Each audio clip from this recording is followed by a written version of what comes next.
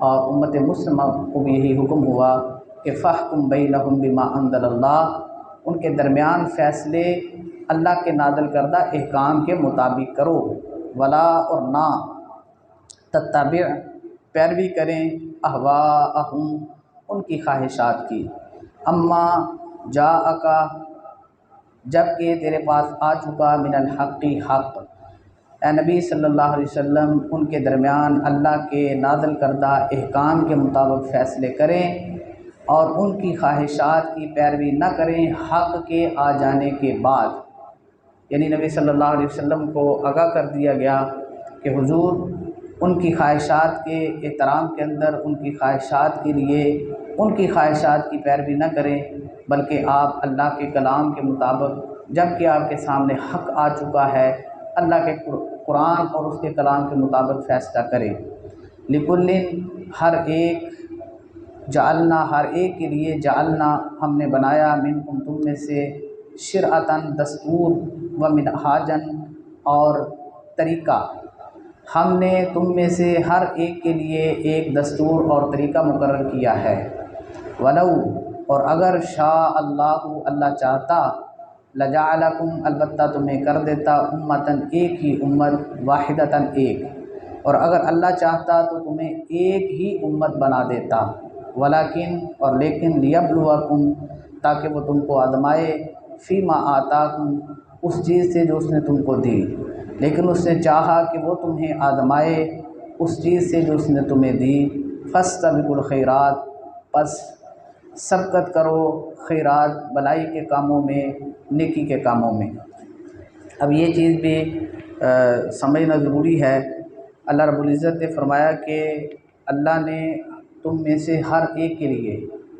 ایک دستور اور طریقہ مقرر کیا ہے، لیکن اگر اللہ چاہتا تو تم سب کو ایک ہی امت بنا دیتا، عیسائی کوئی نہ ہوتا، یہودی کوئی نہ ہوتا، مسلمان کوئی نہ ہوتا، ہندو کوئی نہ ہوتا، یہ جو مذہب کی تفریق ہے یہ نہ ہوتی۔ اللہ اس بات کے اوپر قادر ہے کہ وہ تمہیں ایک ہی امت بنا دیتا، لیکن اس نے ایک امت نہیں بنایا اس لیے کہ تاکہ وہ تم کو آزمائے، تاکہ وہ تمہاری آزمائش کرے کہ جو اللہ نے تمہیں قوت اختیار دیا ہے، قوت تمیز عطا کی ہے کہ نیکی اور برائی کی، اچھائی اور برائی کا فرق کرنے کی اللہ نے جو تمہیں صلاحیت دی ہے، تمیز دی ہے، اس کو بروئے کار لا کے تم کتنے اللہ کے قریب ہو سکتے ہو۔ اگر اللہ ایک ہی امت بنا دیتا تو اس کا یہ مطلب ہے کہ کائنات کی ساری چیزیں یہ اللہ کی عبادت کرتی ہیں، اطاعت کرتی ہیں، اور اللہ کی عبادت اور اطاعت کرنے کے اندر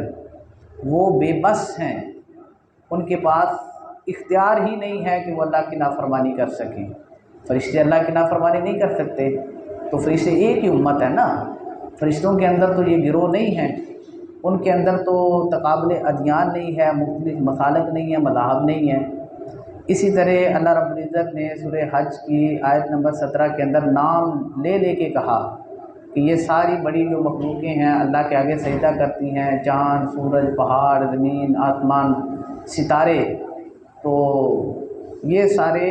ایک ہی امت، ایک ہی گروہ ہیں کہ ان کے اندر قوت اختلاف نہیں ہے، یہ اللہ کی نافرمانی نہیں کر سکتے، یہ بے بس ہیں، یہ ہر حال میں اللہ کی اطاعت کریں گے۔ تو انسان کو اللہ رب العزت نے اختیار دیا ہے، اس کو یہ قوت دی ہے کہ یہ نیکی اور برائی کا فرق کر سکتا ہے،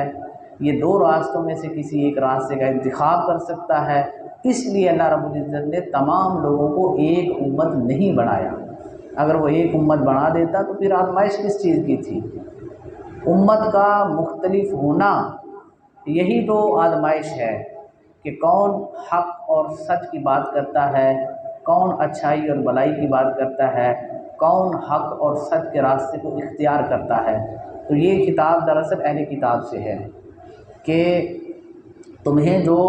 مختلف انبیاء اور کتابیں دی گئی ہیں ان کے ذریعے آزمایا گیا ہے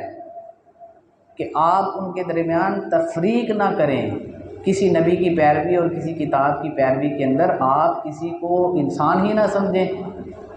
تو یہ بیلنس کرنے کے لیے، قوت تبیید کرنے کے لیے اللہ رب العزت نے انسان کو آزمانے کے لیے یہ مختلف اللہ رب العزت نے امتیں بنائی ہیں، تاکہ اس کے اندر لوگ اعتدال کا راستہ اختیار کریں اور نیکیوں کی طرف رغبت کریں۔ اللہ ہی کی طرف مرجعکم، تم کو لوٹنا ہے جمیعاً سب کو،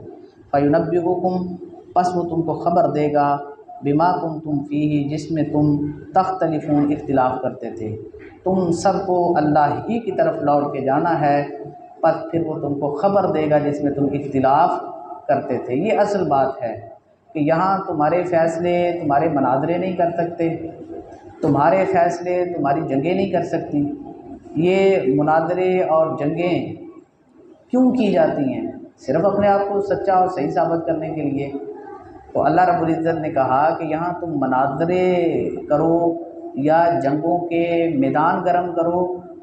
جس میں تمہارا اختلاف ہے، اللہ اس کے درمیان اصل فیصلہ کرے گا۔ تمہارے مناظرے اور تمہاری جنگیں تمہارا فیصلہ نہیں کر سکتی۔ یہاں تمہیں تمہارا کردار فیصلہ کرے گا کہ تم کس راستے کے اوپر تھے، تم نے کس کو صحیح اور حق سمجھا۔ لیکن جو بہترین فیصلہ کرنے والا ہے، جس میں تمہارا اختلاف ہے، وہ اللہ کی ذات ہے، اور اللہ کی طرف تمہیں لوٹ کے جانا ہے۔ سبحانک اللہم و بحمدک، اشہد ان لا الہ الا انت، استغفرک و اتوب الیک۔